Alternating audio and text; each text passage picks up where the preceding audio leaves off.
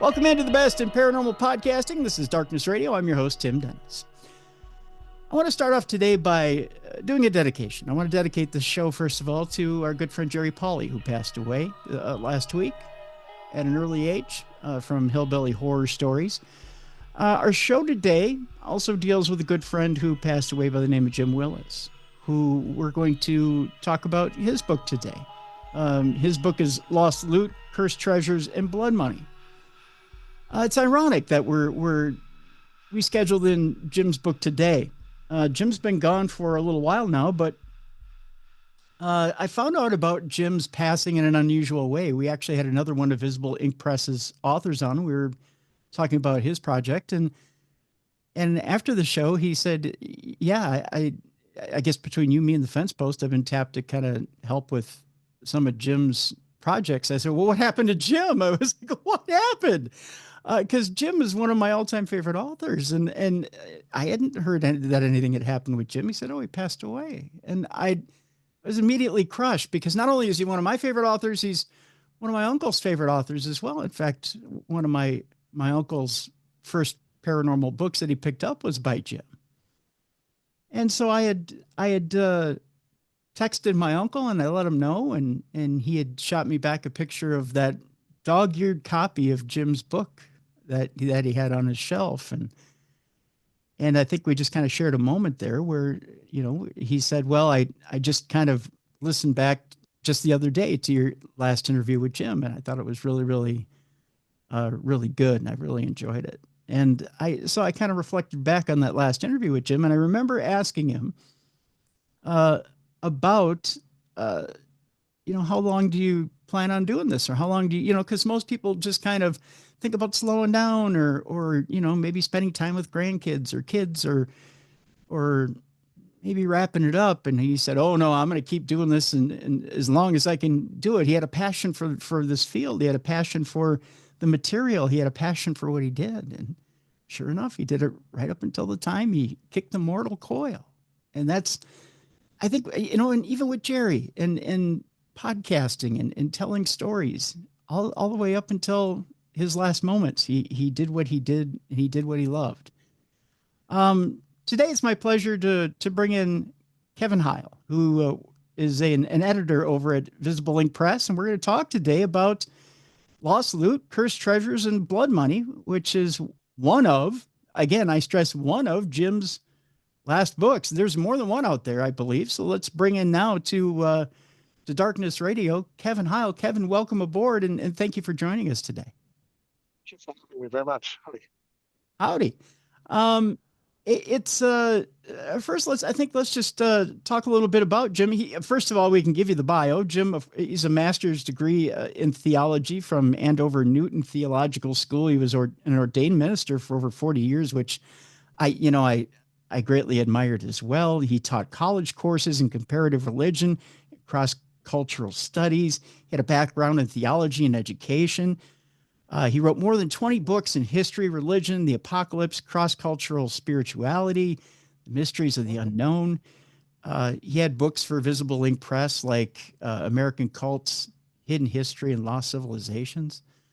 He's also a talented musician. He was a trombonist and even played on the for the Philadelphia Orchestra. So, he's a carpenter. He was a dowser. He was, hunter and fisherman and outdoorsman. He was a lot of things. A fascinating man. Very fascinating. And you know what I loved, I think, the most about his writing style is his words really jumped off the page at you and they grabbed you and they brought you right into what he was writing about. I mean, you were right there in the scene of what he was writing about. You really felt transported. And I think that's what I love most about what Jim wrote about. He had that passion of what he wrote about to the point where you didn't know it was Jim writing about what he was writing about. He really did transport you to what he was writing about. And for someone who was so theologically based, there was no slant to what he wrote about. May I talk about his autobiography real quick? Yeah, please. Just mention it. Yeah. Just before he died, too, he finished his autobiography, Cosmo and Me, A Seeker's Journey from Religion to Spirituality, which is available online, Amazon, Barnes & Noble and stuff. and it's all about his life from the 50s in the suburbs of Detroit all the way to just a year or two ago, paralleling that with his spiritual growth. He began in the ministry as an evangelical Christian. He was still a Christian, but very influenced by Eastern philosophy and native philosophies and theology and stuff like that. And he also comments a lot on the evolution of American society and parallels that with his life. So it's a very interesting book, also available on audiobook and Kindle and so forth. So it's a great book. I recommend it. I definitely am going to read it. I was fascinated by the man myself, and he had talked a little bit about that, I believe, on his last appearance with us. We had talked a little bit about what makes someone who's, I don't want to say classically trained, that makes him sound like a musician, but someone who's trained to be clergy to want to step away and go a different path. And so we had talked a little bit about that on that last show. Yeah. And it was fascinating to kind of climb inside his head and his heart a little Yeah. bit and find I had out. a lot of long conversations with him. We talked about spiritualism and stuff, and I think I agreed with his views like 99.9% of the time. Yeah. So, yeah. I never met him in person, but I talked to him a lot. So, yeah, he'll be missed. What was the most surprising thing, Kevin, as far as if you don't mind sharing, as far as your conversations with Jim when it came to spirituality, what shocked you from your side? Maybe the most surprising thing that he said to you when it came to spirituality. Um, Gosh,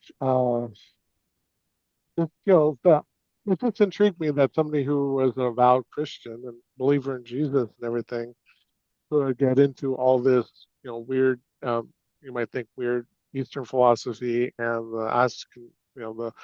the life after death and the spirituality of the world and how the interconnectedness of everything. So it's a very intriguing mix of Eastern and Western philosophies that he encapsulated.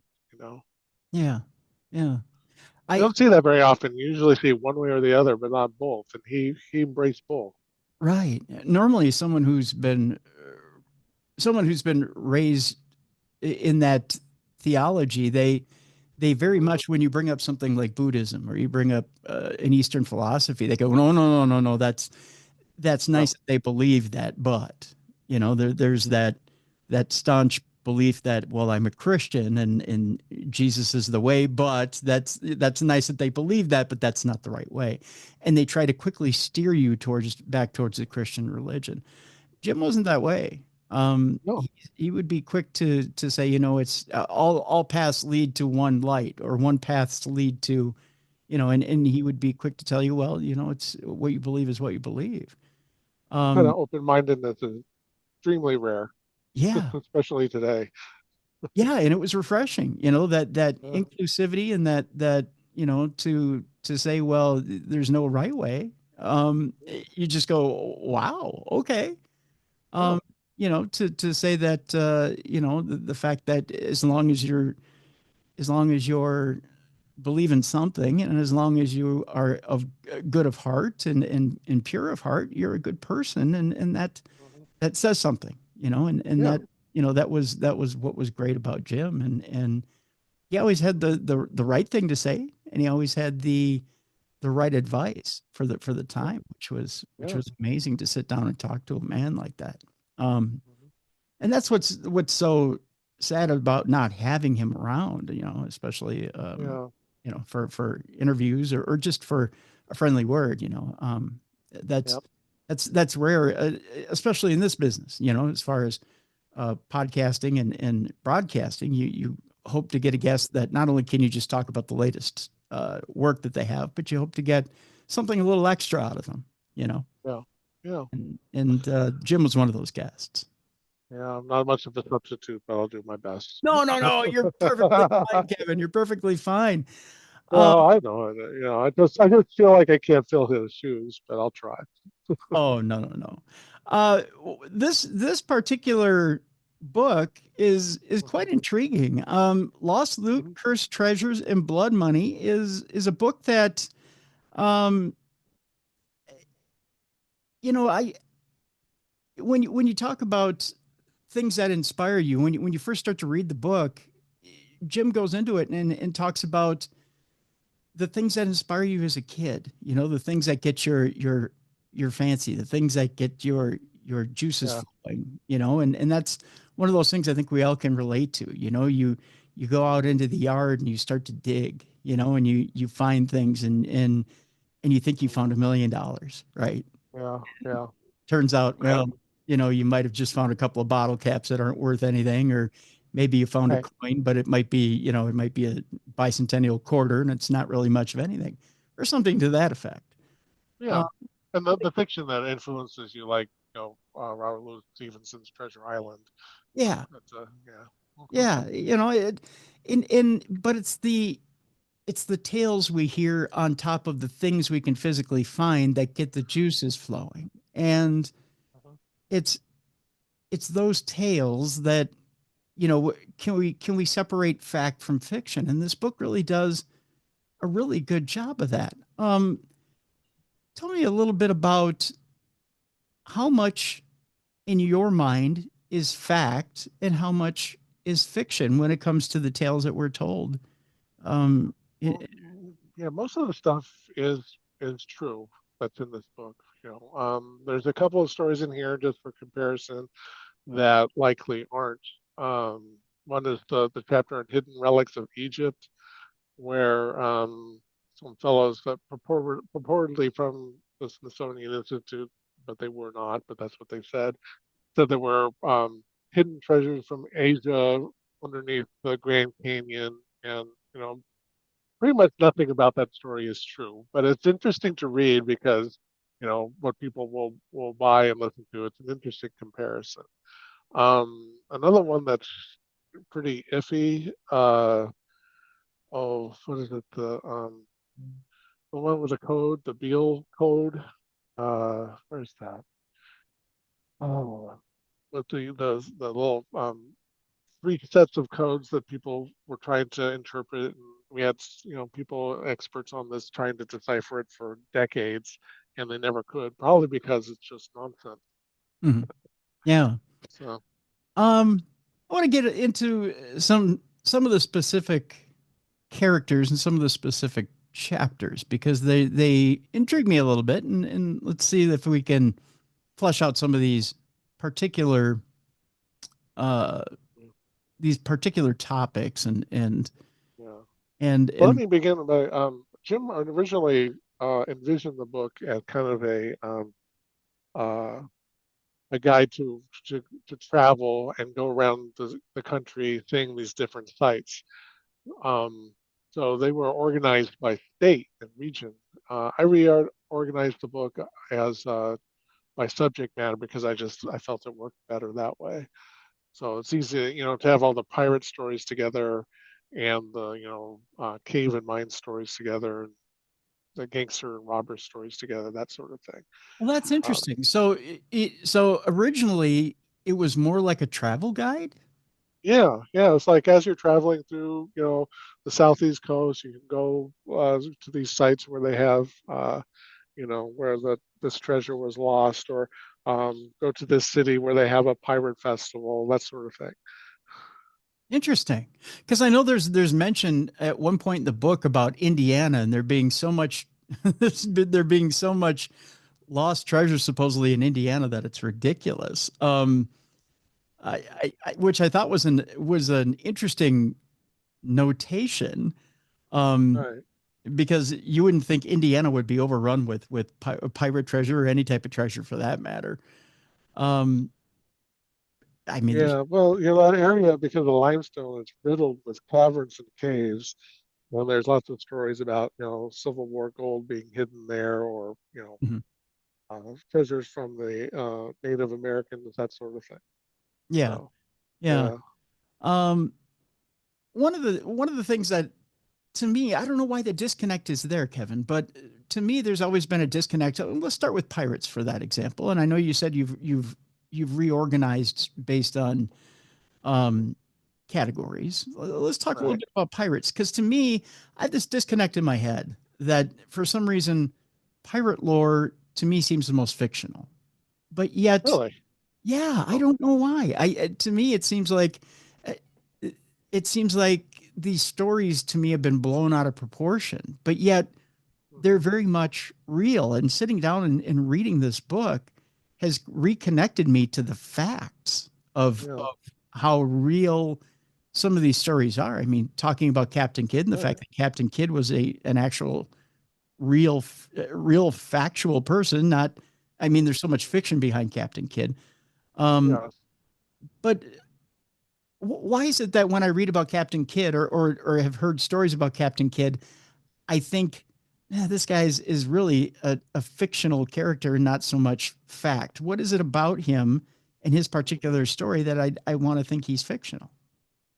Well, because literature and movies over the years have turned these people into legends, just like, stories about Davy Crockett and stuff have, blown things way out of proportion. But fundamentally, like you said, they are based on fact. These, there was a Captain Kidd, there was a Blackbeard, there was a Jean Lafitte. These are real people. Interestingly Yeah. enough, I mean, Yeah. you bring up Blackbeard as well, and Jean Lafitte. The interesting stories of Jean Lafitte, hidden treasure, him taking on a whole different persona and then moving to North Carolina. That to me was incredibly interesting. And the fact that Yeah. with Jean Lafitte, the fact that there's a sword hanging in a Masonic temple that had Right. his inscription or his signature in it on it, Hmm. I think that is his initials or something, but or his yeah. initials, yeah, or Yeah. J.N. Yeah. Lafitte. Yeah. To me, and that they had this evidence there for a very long Mhm. time, yet never looked at it until two researchers come along and go, well, what's that there? They look at Yeah. it and go, oh, well, maybe we do have something from, because I forget the name of the moniker that he went by for the longest time. Um, Oh, you mean his fake assumed name when he yeah, went there? Yeah. his alias. Um, Yeah. but he goes and resettles in North Carolina. Everybody goes, well, that can't be Jean Lafitte. He's supposedly Mhm. dead. Um, and supposedly he had been carrying treasure around with him. Was that the deal with Jean Lafitte? Uh, but Uh, they said, I well, think he kept a lot of the money, but yeah, I don't know if they've actually been looking around, Lincolnton or I mean, here in North Carolina for it. But yeah, I think that's a very true story, and very, very, very possible that he did, survive everything and move and live under an alias. That seems feasible to me. and what's crazy, especially about the Jean Lafitte story, is that he had such a business acumen that he wanted back into the United States. He wanted back in to play the game again, so to speak. That he wanted to make money again. Right. That it was such a racket being here and making money that he needed to get back in. Mhm. Which tells you something about the days and times and what exactly you could make in this country in the time that Right. he was alive. Yeah. Well, the interesting, Jean Lafitte was, after the golden age of pirates. It was in the early 19th century, and he was basically more of a criminal because he had like a money laundering business with the help of his brother, and he was, I don't know, he kind of rides the line between pirate and just a plain crook. But I mean, still, there was money to be had there, Kevin. Right? Mhm. So Yeah. he knew that there was more money on the inside than there was being out. Right? Right. Right. Yeah. So in order to in order to get back in, he needed to get back in. So Mhm. he took one of those old pirate trade routes in order to get back in, to get past the authorities, and got back in. Um, but when I hear the name Jean Lafitte, I think Disney character. I don't think, I don't think real pirate. But Uh, yet there he is. He's in the history books. He lived. He existed. yeah. The sword. He was He also a hero of the War of 1812. He was considered a hero for a while. Yeah, yeah, Yeah. and yeah, a hero of the War of 1812, which you know, I don't know why I assumed, and to me, like Blackbeard, again, another. To me, it seems like such a fictional character, which is like up here, which to me, you know, has a real name, is a real Yep. person, Yep. really existed, Right. but to me, it seems again like a fictional character in a movie. I don't Yeah. know why there's this separation with, as far as real people in history seems to Mhm. me like the most Right.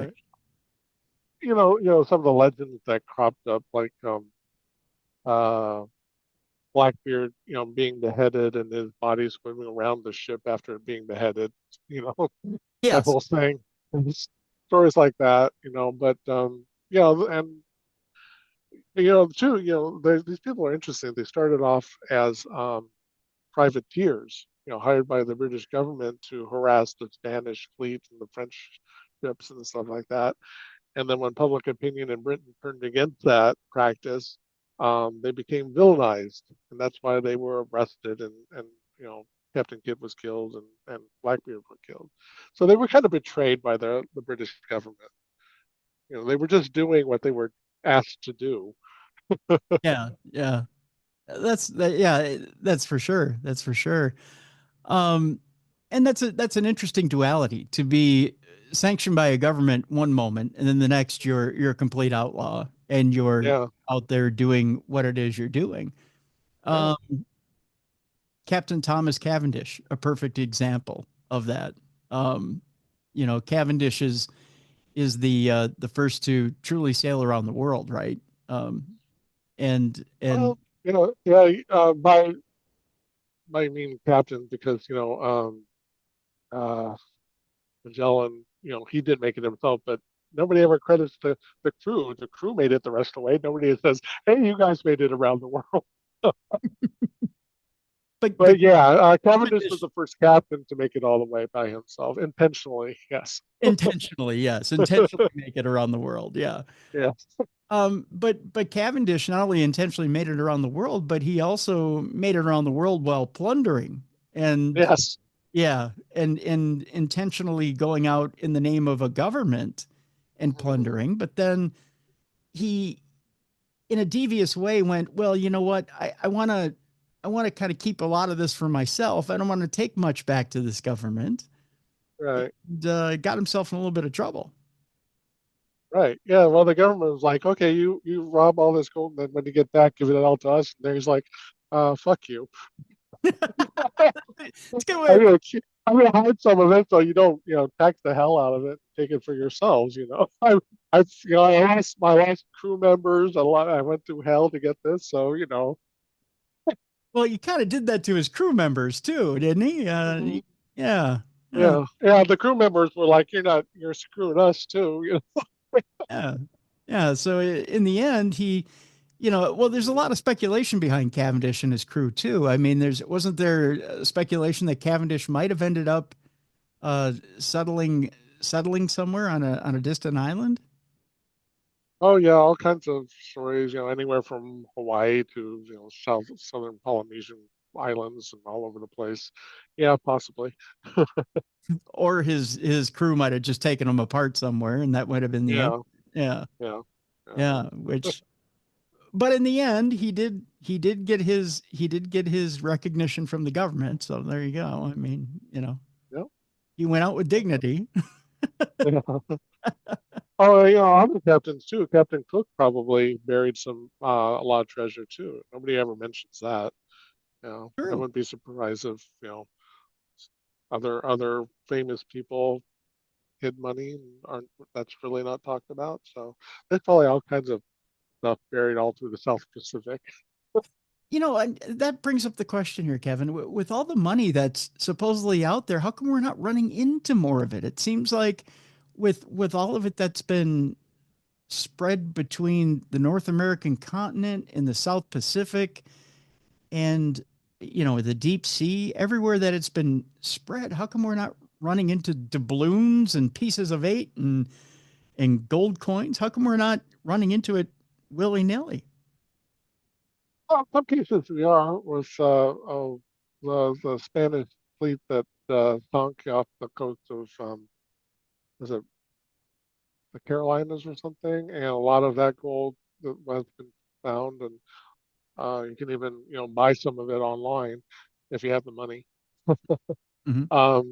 So some of it's been found. It's been estimated that under the oceans there's probably over $30 billion worth of coins, but of course a lot of that's really deep in the ocean and hard to, without a lot of expensive equipment to get to. Um, and if some of these people hid stuff down in caves and stuff, caves are dangerous. If you don't know where you're never gonna, the labyrinthine. They could be anywhere, especially like those caves in, like you mentioned, Indiana and such. Those are really, you know, uh, you can get lost in those very easily. You can hide stuff and it'll never be found. Yeah, yeah, very true. Very true. Tell you what, Kevin, we're going to take our break right here. When we come back, um, I want to talk a little bit about some of those other ancient relics. We'll talk a little bit about South America. And I want to talk a little bit about um, Civil War gold, which is interesting, and the way that the country may have been founded around gold. And I also want to get into Jesse James a little bit, and I want to get into the Freemasons a little bit because there's something about a golden circle which is very interesting. I want to talk a little bit about that as well. My guest is Kevin Hile. We're talking about one of the last books that Jim Willis wrote, which is absolutely fascinating. It's called Lost Loot, Cursed Treasures, and Blood Money. It's available right now by visibleinkpress. We have a link in the description of this program. I encourage you to go get this book. It's a fascinating book, folks. Lots of really, really fascinating stories having to do with everything from ancient Egypt to pirates to even right here in America. Civil War gold. Uh, Jesse James is involved in this. The Knights Templar is involved in this. The Curse of the Holy Grail, the Ark of the Covenant, and much, much more. When we come back, we'll talk about some of these stories having to do with America itself. Um, we'll get into some different stories. We might even talk about Oak Island. That might even come up as well. So we'll talk about more with Kevin Hile right after this on the best in paranormal podcasting. This is Darkness Radio.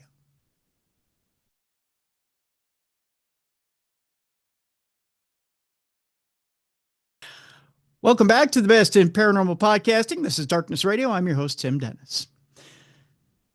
My guest today, Kevin Hile. He is editor at visibleinkpress. The book is a good one. It is called Lost Loot. And not just Lost Loot, but Lost Loot, Cursed Treasures, and Blood Money. And it is written by Jim Willis. Jim Willis, as you know, passed away a little while ago. And one of his last books was this book here. Now, Kevin, I know there are some other books out there that will eventually come out. I know you mentioned that Jim's autobiography is out there right now as well. Is there a timeline for some of the other books that are coming out from Jim? No, I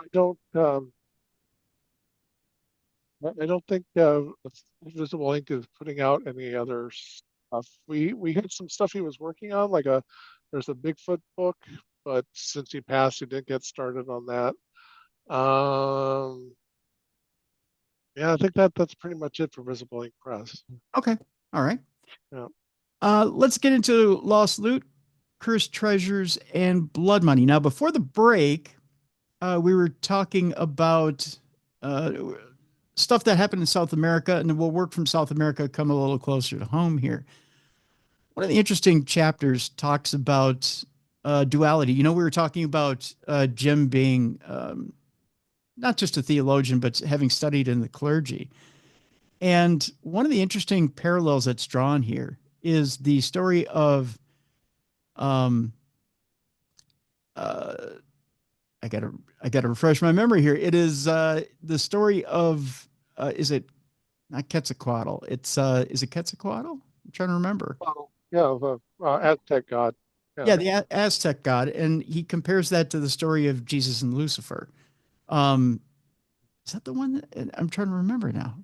I'm getting old here, Kevin. Are you talking about the chapter on Montezuma's revenge? Yes, the chapter on Montezuma's revenge. Mhm. And he also talks in that chapter about the lost, not just the lost treasure that's there, but also the curse that comes along with it, which is also interesting. I'm wondering if you can give us a little bit of that story, which is, I mean, Montezuma's revenge. Whenever we hear that, let's face it, we all think of diarrhea. I'm not going to lie, but I just had to throw that in there. But there's also a little bit of a more fleshed out story, I think, that people don't really know about Montezuma, which um, is a little more in depth and a lot more interesting.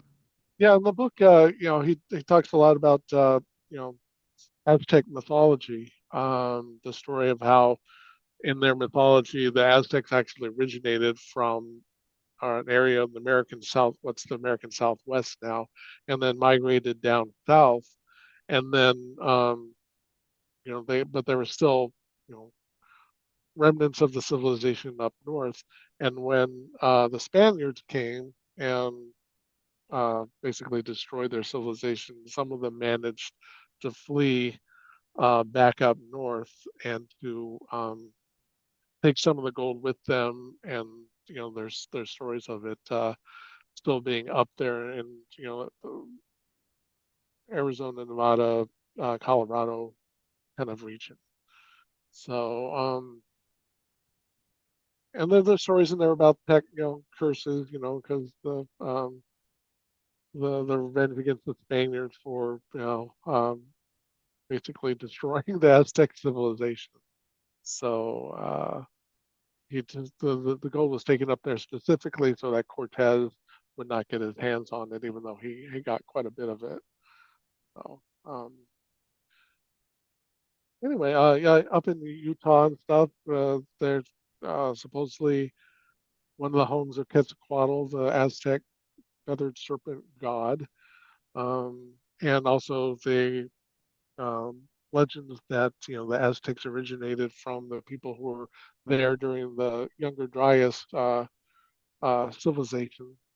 That was archaeologists have confirmed that there were civilizations up there, and one theory is that a meteor of some kind came down and destroyed a lot of that civilization.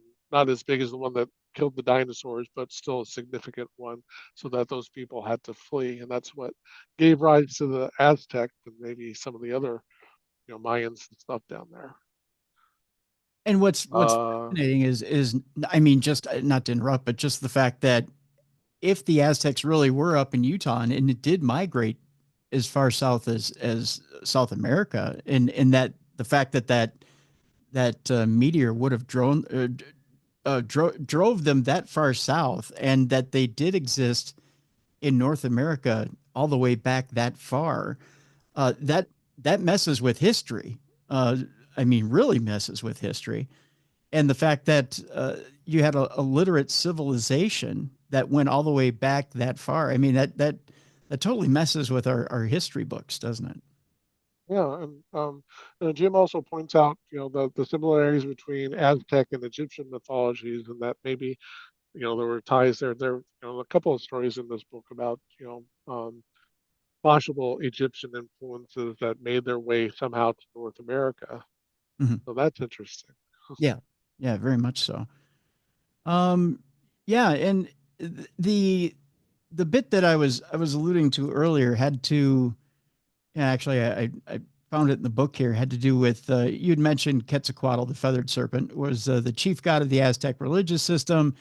It was represented by Venus, the solar light, and morning star. His twin brother was, I'm going to butcher the name here, but Zelote, right? The evening star. Now, in Catholic biblical imagery, Venus is the morning star, according to Isaiah 14:12. However, the morning star of light became a fallen star of darkness. The morning star of light became a fallen star of darkness. How art thou fallen from heaven, O Lucifer, son of the morning? How art thou cut down to the ground, which didst weaken the nations? In other words, the mixture of Jesus and Lucifer, good and evil, was about to come into fruition in the persons of Quetzalcoatl and Cortez. Now, according to many historians, Quetzalcoatl, the feathered serpent or plumed serpent, whom many Mesoamerican peoples claim was their ancestor, was an hombre blanco, or a white man with a flowing beard. He condemned sacrifices that polluted the people. He taught them how to use proper cooking fires and showed them how to live together as husband and wife. He arrived from the sea in a boat that moved without paddles and taught people to live in peace. And under different names, he is found in Olmec, Mayan, and Incan oral history as well. And he's thought to be the inventor of books and calendars as well. He was the one that had given them maize or corn. And in some religious systems, he had been the symbol of death and resurrection. Sounds familiar, doesn't it? Yeah. So a lot of it, in fact, the Latter-day Saints believe that Quetzalcoatl might have been the resurrected Jesus Christ. And that reflects on the whole Mormon church thing, that Jesus came to the New World too and has spread his word. So I think Jim also talks a little bit about Mormon treasure. That Joseph Smith supposedly founded, that the text of the Book of Mormon and stuff was on. So yeah, it's all very interesting stuff. And to combine those two cultures, I mean, you talk about the Aztecs having some sort of tie to ancient Egypt, then you talk about the fact that Quetzalcoatl might have actually been something similar, or might have even been Jesus in the New World, according to the Latter-day Saints.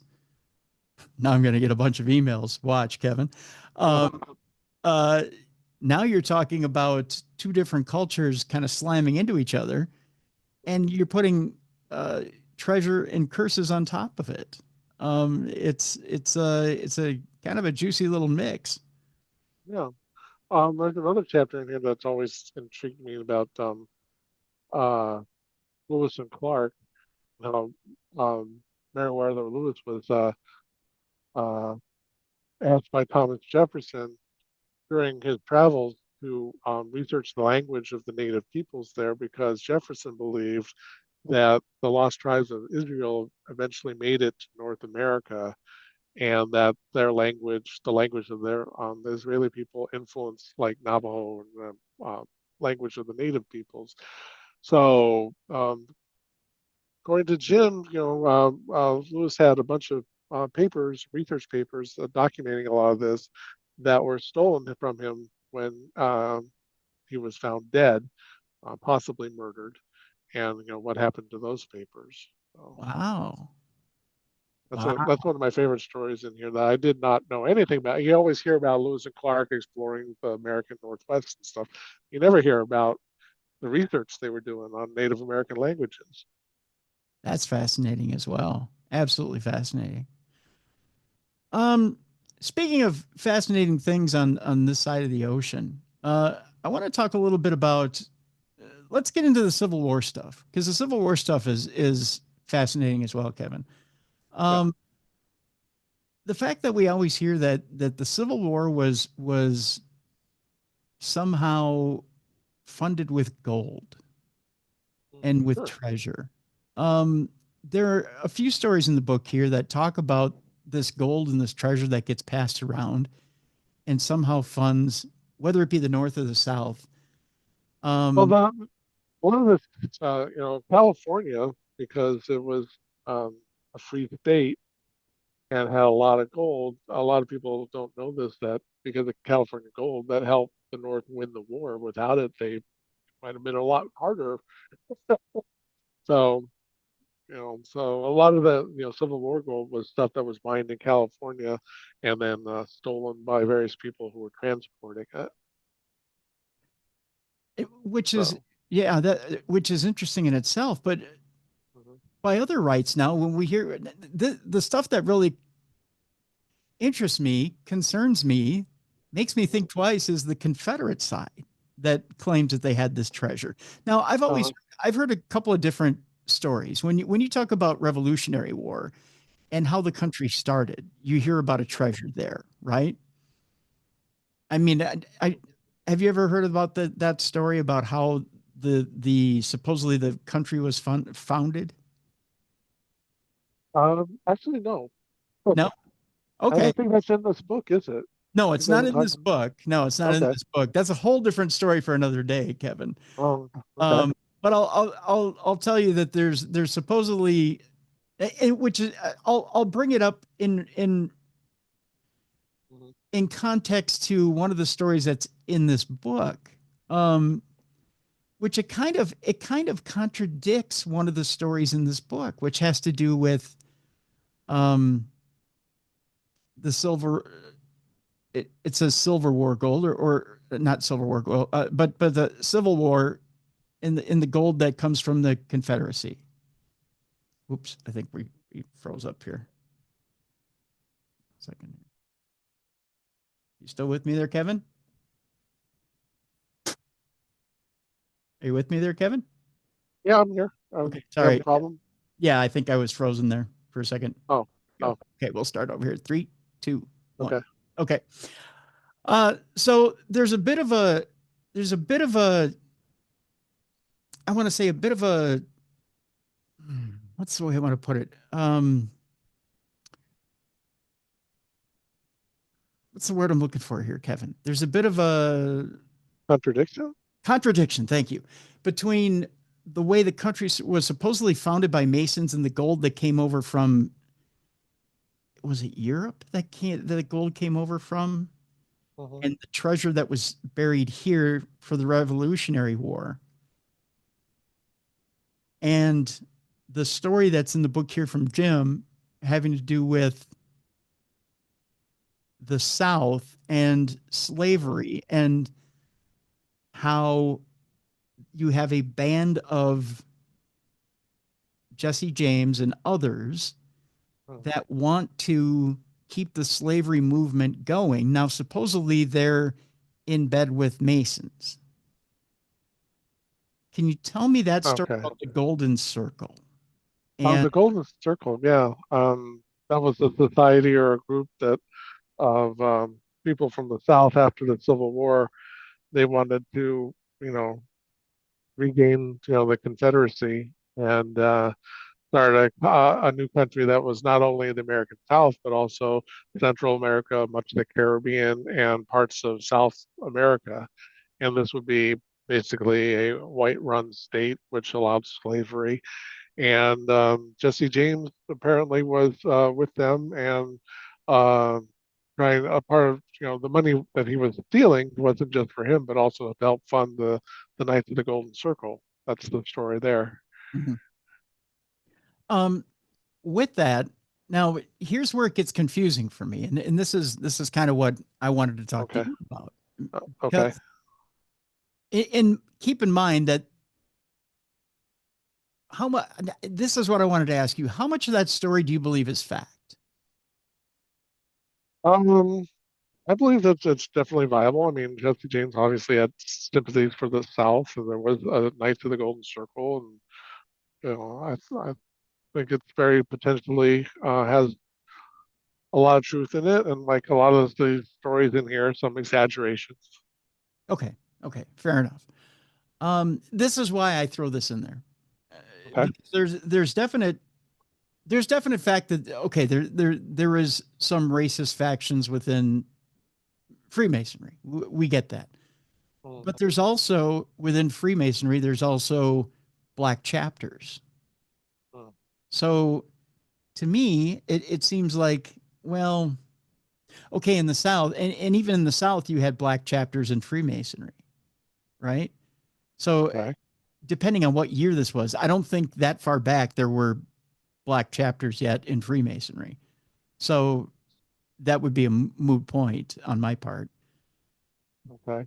But um, to me, it seems like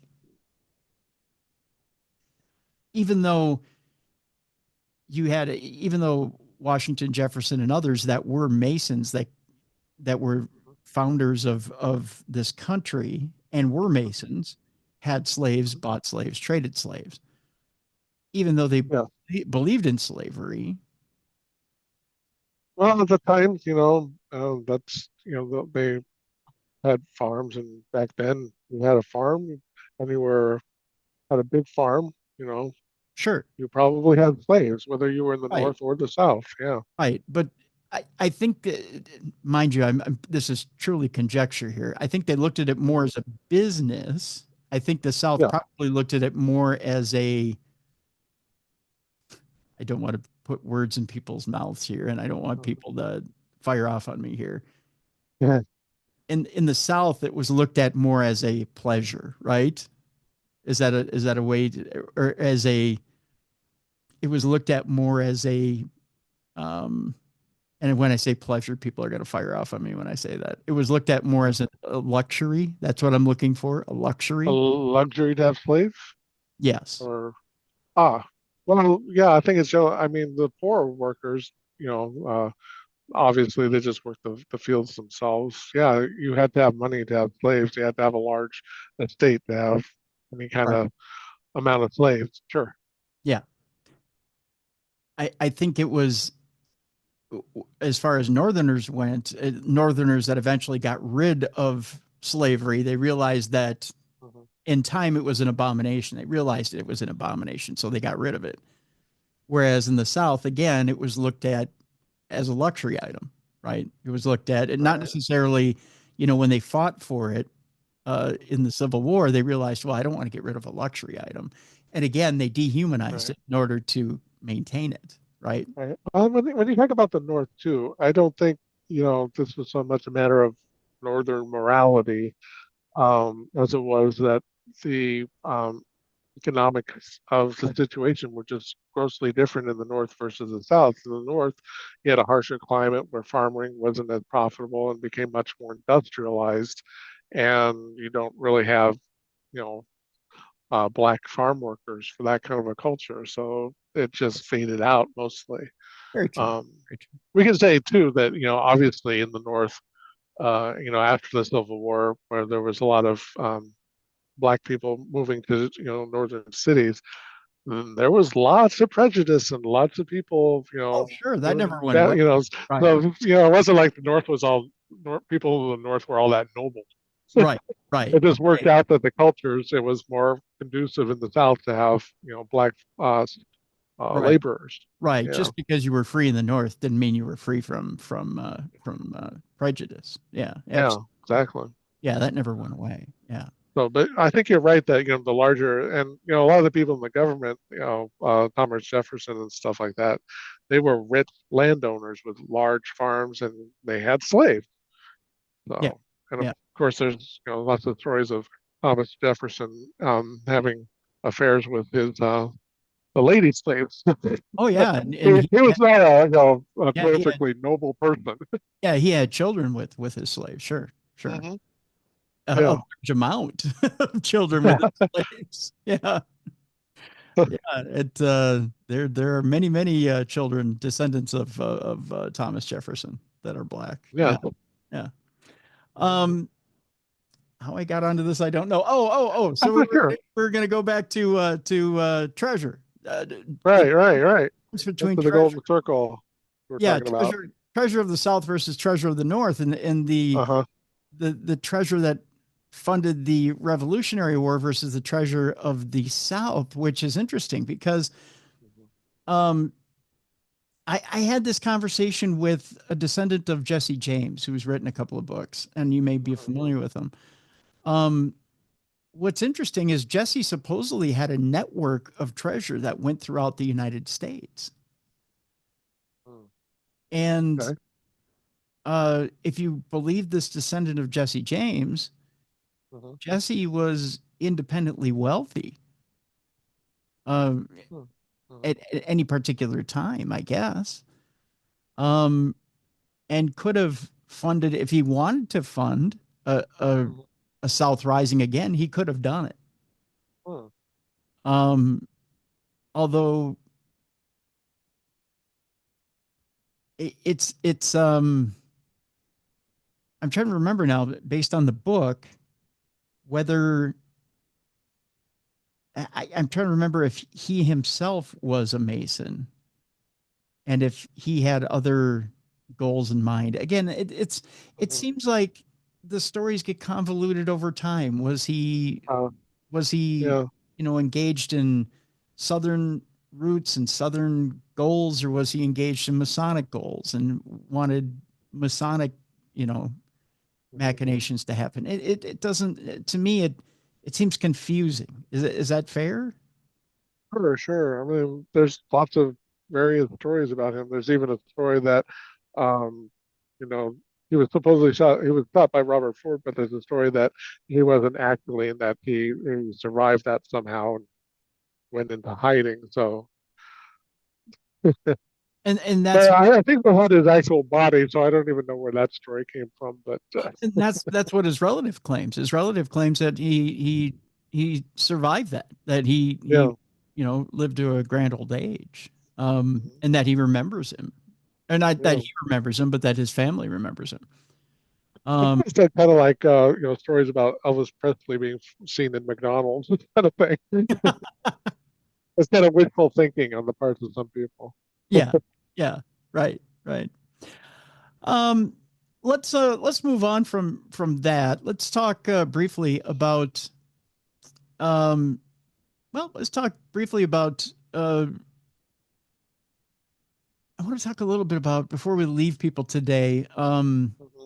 Another treasure here that uh, a lot of people have seen on TV. I want to talk about Oak Island. I want to get a little bit into Yeah. uh, Ark of the Covenant, Holy Grail. I want to kind of combine these a little bit Mhm. and Mhm. in the Knights Templar. Yeah. We've seen a lot of it on television as far as Oak Island goes. I want to ask you personally, Kevin, what do you believe is on Oak Island? Uh, well, there might be some artifacts.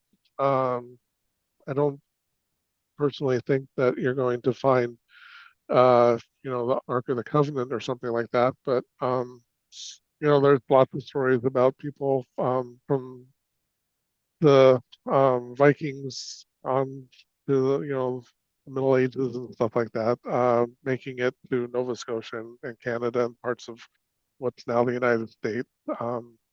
And there's lots of evidence for that, including some that they found the people who are in this Treasures of Oak Island show that's been going on for quite some time. Um, I don't know because it would have been extremely risky, given the boats of the time and the roughness of the North Atlantic, to dare to transport, the Holy Grail, the Ark of the Covenant, that far. That's, you know, that's just my feeling. I have no idea, Yeah. but I think it would be too risky. It'd be a lot safer to hide it in Europe somewhere. Do you So. do you buy into the Ethiopian theory that the Ark of the Covenant could be in Ethiopia or it could be in any other corner of the world? Yeah, I think it could be pretty much anywhere especially in the old world. Yeah, we simply don't know. Same thing with the Grail. Um, Same thing with the spear. So, but they did find some interesting things like the Nolan's cross and other evidence of stuff in Nova Scotia. So, um, there is evidence, I think, that some of the Knights Templar may have made it there. They might have been scoping it out as a possibility to hide stuff and maybe decided against it. But or I could be dead wrong, and maybe it is in Nova Scotia. Wouldn't that be something? Yeah, it would be definitely. Yeah. When it came to 1307 and the Templar being executed, are you of a mind that there was a band of them that got away and dispersed, or do you believe Oh, they got the yeah. I majority? think they had the Knight Templar, man. They were an organized group. They had spies everywhere. They knew what the church was up to. And even though a lot of them didn't get away, I think some of them probably did. Sure. Yep. And probably a lot of them fled to the what's now the UK. Yeah. Yeah. Uh, did do you feel it was necessary for Jacques de Molay to give himself up? in order for the band to continue? Well, then, it would have been harder for him to hide, and he could have drawn attention to, as he went with that group. So, yeah, probably he made that sacrifice thinking it would be safer for the rest to get away. There's a theory, I know it's not in the book, but there's a theory that I think it was our good friend Scott that came up with it, that eventually it was the Templar that became modern day pirates. Well, I think they became other orders that are still in existence today, but I don't think they became pirates. You don't think they became pirates, and that's where the skull and crossbones came from ossuaries? I think they became other orders and changed their name to other orders of piety. Yeah. Okay. That's fair enough. That's my belief. Yeah. Okay. I think the pirates are pretty much, like I said, the mostly coming from privateers. From privateers. Yeah. That makes more sense. That makes more sense. No. I get that. I get that. Okay.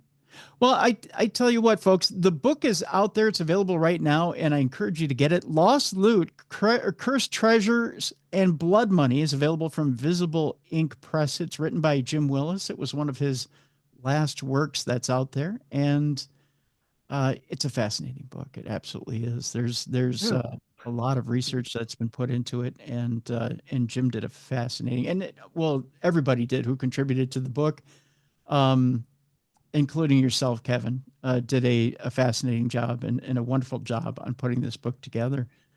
Any last thoughts about the book before we leave people today?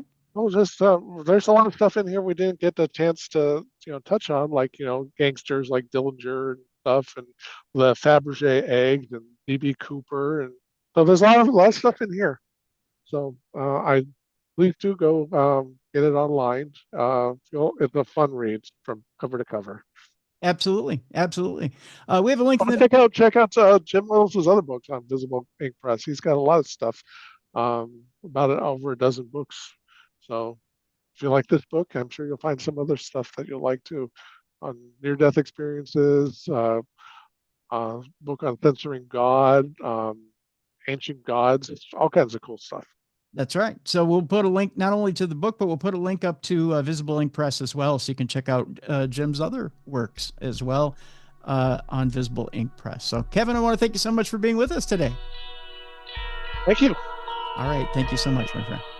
For more audio and video archives of the show, intriguing content, and cool swag, please visit darknessradioshow.com. Thank you for watching. And remember to go out this weekend and be a light in someone's darkness.